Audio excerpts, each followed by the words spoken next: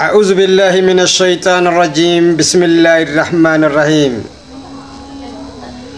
سنورهم آياتنا في الآفاق وفي أنفسكم حتى يتبينوا أنه الحق أولم يكفي بربك أنه على كل شيء شهيد يا رب دوب رب المناماتين قرآن خيسة جزيهمو مسا خيسا في المنما خيسة ربنا كسا أصوهم بازن أكهن أولي في بروسا كرقابه دبة جاتشورام دوبا أرانتنا ربين خرا أداتين المنما خنا حق أسا حق أمنتي إسلاما إبادة إسا دبرسا أكتورين هنو أرانتنا إمو سبيلا نمتهم جلق بيجاتشورام دوبا زمن كمبيوتر بير دبري زمن AI خيستي artificial intelligence يجون نمتلشي بكمسا أكا المنامات تكابو خن كتابوتي الدنيا خن خيس جرغوتتي وان انترنت خيس جرغوتتي أركي دبسي fraction of second خيستي دبسي نما وجين سرنا هاسوا برتي وانجروف نما وجين حاسو دندهودا إني خن فدير رابلي سوان تهف ددبيل وان انكفنف وانما خطابة إسا خيس جروسان الردابتي تمدبت يجو فرهن كبو أنا كان نانجا سني أكس نانجا سران بيخو جني في شيطانا نسيني سنكبو وانما أركسان سيه مجاچودم خنافو واي قرآنا أرانتنا ليلي نمدرم وحدو غافتي إساوجين دبرساتن باتي في الرأي في سيتيفو كخراء أمنتي إسلاما سبب مخنان كبتي وتهي أسمان سنيتهما أرانتنا وان براتي نودفتي يجوم ونئسين دفتينيس غافي أمنتي إلالجسو شن ChatGPT داف ديه سودان ChatGPT نيس حالما كتابوتي إسا خيس جرون دبسي أركتين ديبي إني ديبي سيف ولين ها إلالو دوبا إسيني تحففتو غافيسي نوتي سانجا جدين جوجل ديمني إسيني فسر إسيني اللي نجي فدا يا إلمانا يا خراكا چلو ربين بروان نغافتو بكم سدر كما علمنا ما وانته أمنتين إسلامانهما علمنا ما برتي بكم ساوجين أمنتين إسلاما خندم ملي خنوما نمتو كوفيدين مرة في أبلو تكنا جيدان حليا ورين ديماني متيجو أمنتين إسلاما خم بكم ساوجين ديم وانته حال خنان مي اتحاففنو. Hey ChatGPT, what language was the New Testament of the Bible first written in? Can you please answer in one word? Hi, Lily J. Greek. Oh, so Jesus spoke Greek? No. Wait, so who wrote the Bible? Disciples. Oh, so all the disciples spoke Greek? No. What language did they speak then? Aramaic. Huh? How are the Gospels written in Greek then? Can you please explain? The most logical explanation could be that the New Testament was written decades after Jesus by early Christian communities and not by direct eyewitnesses. Are you serious? Whoa, that's crazy. What do you guys think?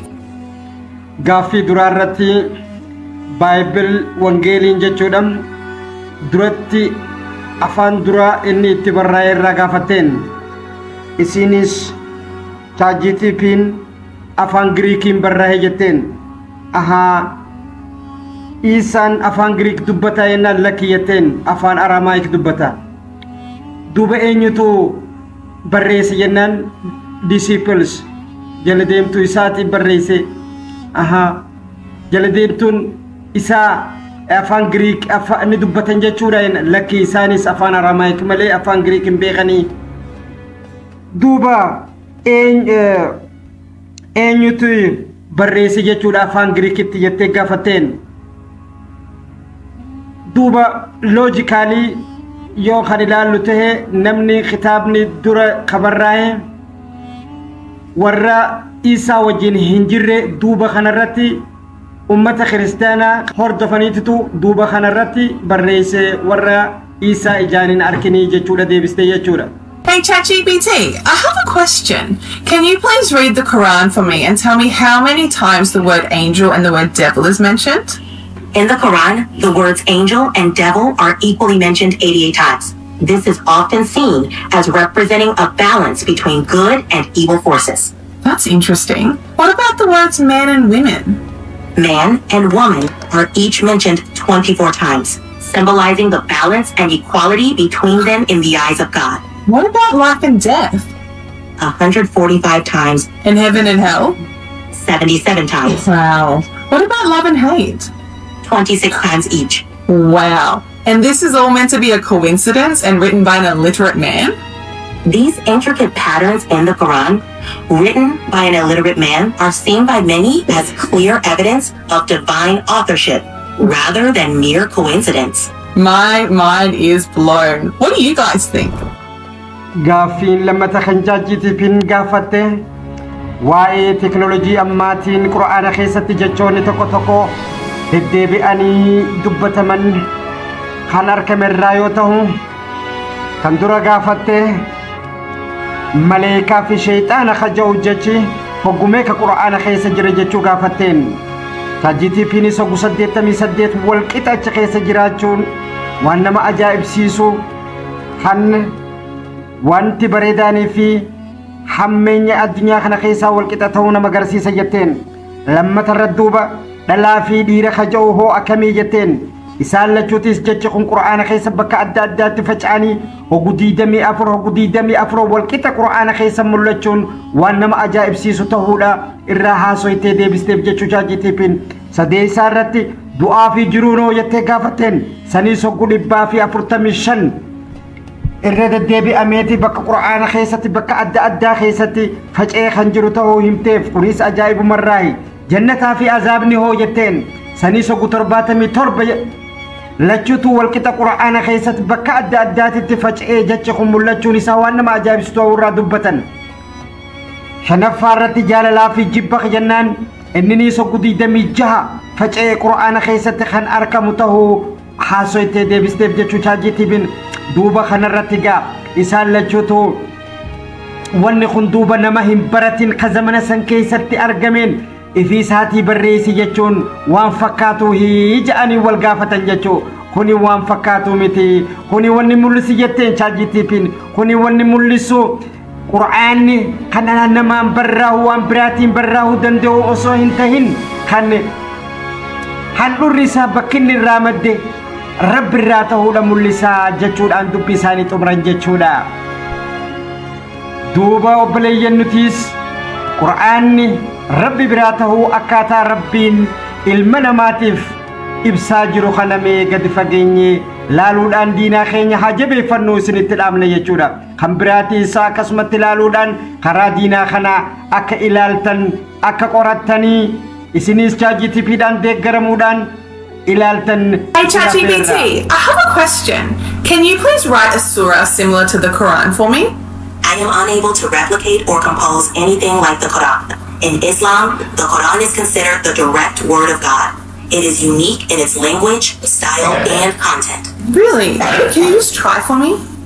While I can attempt to, it's important to clarify that any effort to create something resembling the Quran would fall short of its unique linguistic, spiritual, and divine significance. Okay. What about the Bible? Can you try replicating the Bible for me? Sure. Here's a verse inspired by the style of the Bible. The Gospel of ChatGPT, chapter 1, verse 1. Blessed are those who seek with pure hearts, for they shall find peace beyond understanding. Wow. So you can replicate the Bible, but not the Quran? I can recreate the Bible's style, but not the Quran's, due to its unique and divine status in Islamic belief, which makes replication impossible. That's crazy. What do you guys think? Sadafarati wanni gaafatte fakkaataa Qur'aanaa barreessuu ni dandeehamaa kan jiru yoo ta'u ChatGPT'n fakkaataan Qur'aanaa barreeffamuu akka hin dandeenye jala sarartee himteef jechuudha. Qur'aanni unique waan adda ta'e tokko ta'uusaa ibsite jechuudha. Maaliif yaalle jennaani lakki yaalus waanuma hin fakkaanne jechuudhaan deebisteef jechoo haa duuba hoo Bible hoo ni dandeessaa jennaanin eeyyee ni jetteen. Hey ChatGPT, I have a question. What are the top 3 religions right now? And what's the fastest growing religion? Hi, Lily J. Currently, the top 3 religions are 1. Christianity with 2.3 billion followers. 2. Islam with 1.9 billion followers. And 3. Hinduism with 1.2 billion followers. The fastest growing religion is Islam, and by 2050, it's projected to become the largest religion globally with an estimated 2.8 billion followers. Wow, that is so interesting. What do you guys think?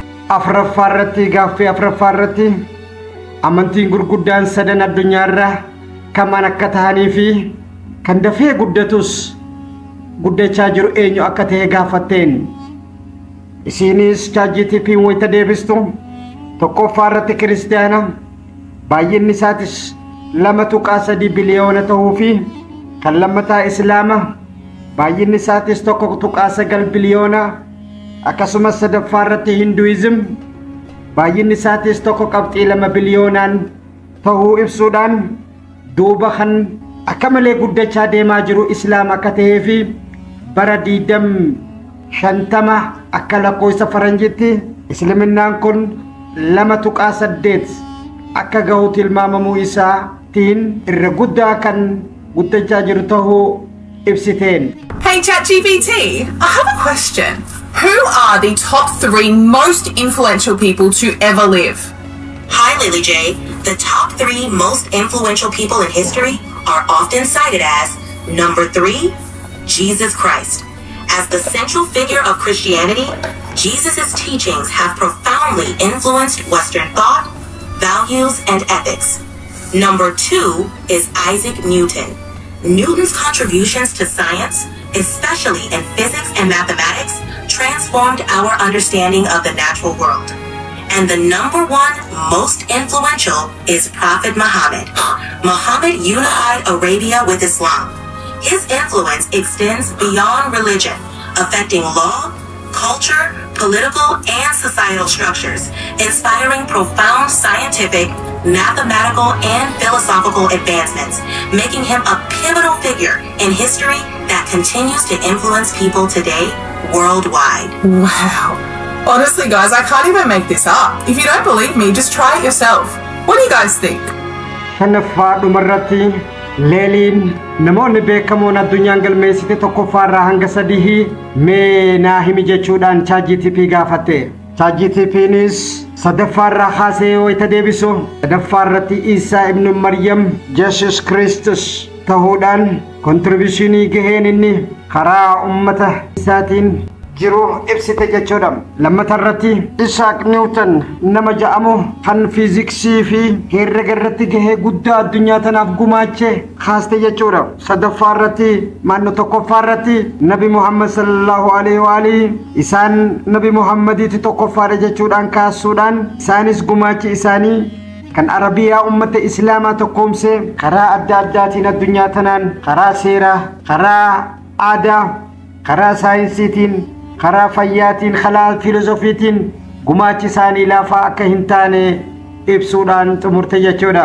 Duba ilmaaneeyyaa asoo keenya kan arraa kan ChatGPT kan leeliin ChatGPT gaafatte kanumaan xumuru keenyan duratti wanti kana dhiheessinuuf ummanni keenya aaliin keenya walirraa barachuudhaan karaa haqaa addaan baafachuudhaan waliin addunyaa akhiraa akka milkooynuuf ta'uu akka nu hubattanii fi nuti amantii tokkollee gadi qabuuf tokko olaansuuf osoo hin ta'in waan fi jaalannu obboleeyyan keenyaaf jaalachuu amantiin keenya waan nu himuu fi akkasumas namni islaamaa tokko dirqama obboleeyyan isaa addunyaa kanaaf himuu akka qabu qur'aanni waan dubbatuuf jechuudha. Akkasumas قرآن خيستي ربي إسلام تافوي تدبته إلمنا ما خيسا خيساني كلو جرو كريسيانا تهو دبته جتشودا خنما وجين إنجيل الرت وانجيل الرتيس هلون فتنو ملكامون يازو ونداو إلالا خنتولك بدا جتشونا كجرو بكما وانتهف يا إلمانا يا وند خينيو أنقدن دي بكم سوالي دبر سودان ولين خراحكا بربانو يا دجو الراهمالي يا دبرا أكهن كابني